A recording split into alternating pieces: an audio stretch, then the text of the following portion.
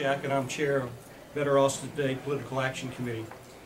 In 2007, a number of folks in the community came together to create the PAC.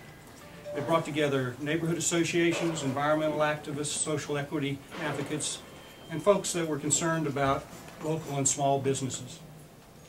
Our mission is to find, support, and get elected good candidates to City Council.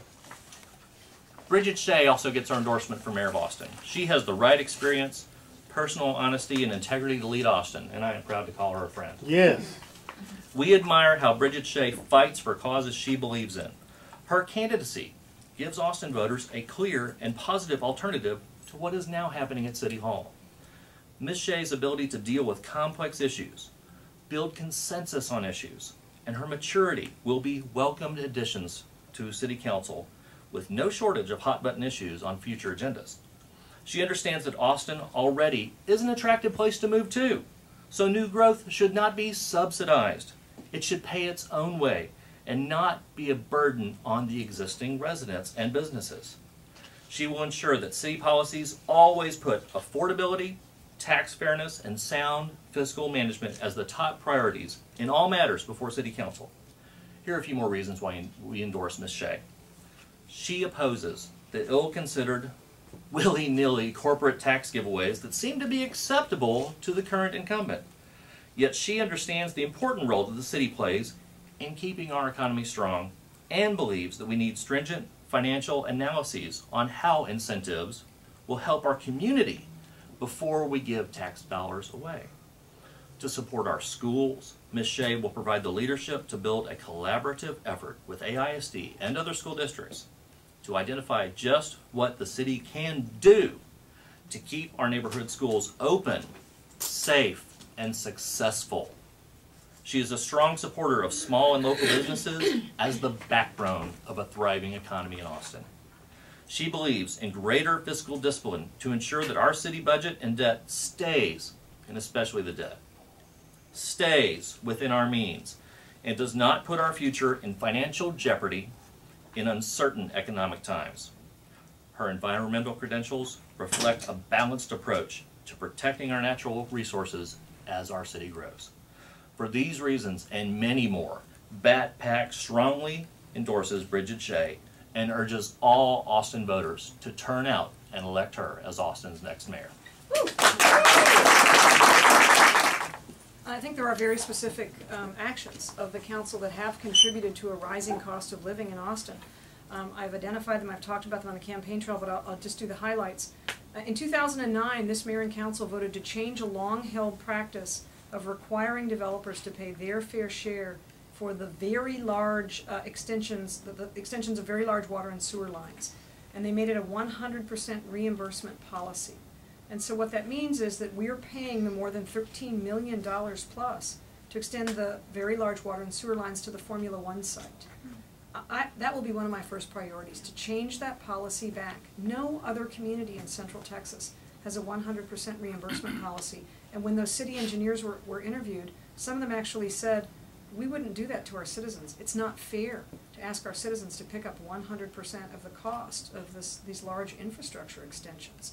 That's just one example. We also have standard impact fees, water and wastewater hookup fees, that are dramatically lower than what the surrounding communities charge and are lower than what it actually costs the city to provide that infrastructure service. By one estimate, if we had charged what we're legally allowed to charge, since 2004 we would have brought in an additional $100 million just to the water and wastewater utility. And we've had in the last decade a 100% increase in our water rates. And we're looking at another 19% increase in the next 4 years. I would absolutely push to raise those fees so that they begin to reflect the actual cost to the city. Instead of asking our citizens to pick up that cost of paying for new development. To me, there's a practice and an orientation at the city that has pushed the cost of development onto our citizens. The $4.3 million fee waiver to the Marriott Hotel. When we have such a great business climate and we have such a lucrative downtown hotel market, we should not be paying hotels to come here. And the same week when the council was going to approve that $4.3 million fee waiver, Another hotel appeared and said publicly, we'll come without any city subsidies. We're ready to come.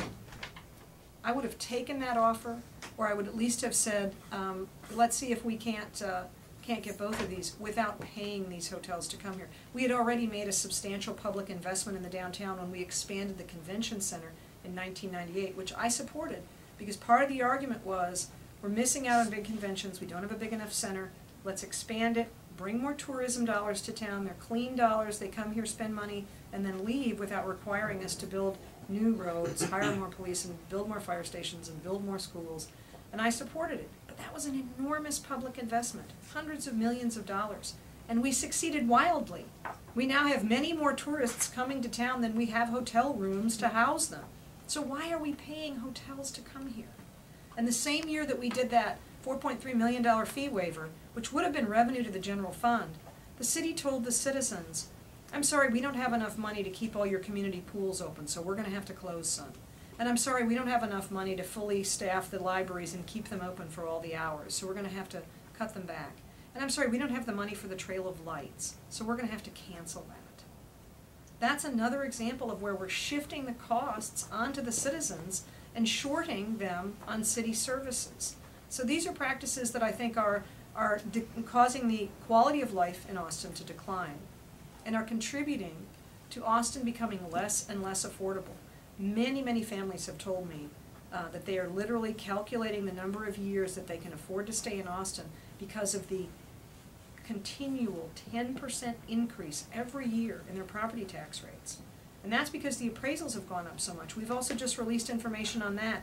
There is an enormous lopsided disparity in how the appraisals have weighted on the different categories of property taxpayers. The residential property taxpayers have seen a 110% increase in their appraisals in the last 10 years, where the property owners who own raw land have seen a 7% decrease in that same time period. Commercial property owners have only seen a 43% increase. There is a lot the city can do about that. Lee spends a lot of time on the campaign trail saying how much power he doesn't have and what he can't do. And I say the mayor's office is as powerful as the person who's in it. I will not spend my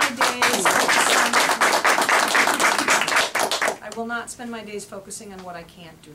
I will go out and work with people across this community to try and keep Austin more affordable and to use the actual power in the mayor's office to get things done. Thank you. The thing that I hear most from people in the development community is the length of time that it takes to get applications through the process.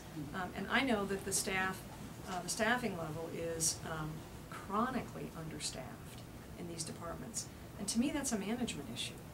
I mean, we should be able to properly staff city departments to be able to handle what comes in. We're not meeting our own laws on how quickly these permits need to be processed. And I think that's a huge contributing factor. But we are an appealing place to live. We see that by all these top 10 lists and all the numbers. But I also think that the cost of living, the cost of utilities, property taxes, is a factor that people look at when they decide where they're going to build. And you can see in the census numbers in the last 10 years, from 2000 to 2010, 71% of the people who moved into the Central Texas area moved outside of Austin. So I think that we can improve our permitting process, but we also need to really address the affordability issue if we don't want to continue to squeeze middle-class families out of Austin.